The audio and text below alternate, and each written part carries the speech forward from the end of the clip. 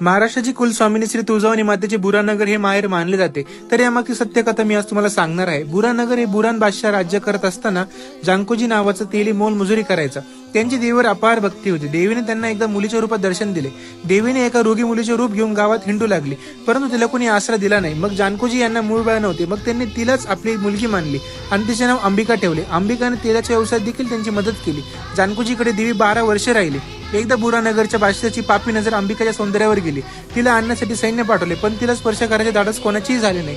मग देवीने त्यांना शाप दिला, गाव निर्मनुष्य होईल। गावात हाहाकार माजला, गावात सगळ्यांना उलट्या होऊ लागला। शापवाने दिलेल्या मुलीबद्दल कुतूहल निर्माण झाले। हा चमत्कार पाहून सगळेजण देवी मानून तिला नमस्कार करू लागले।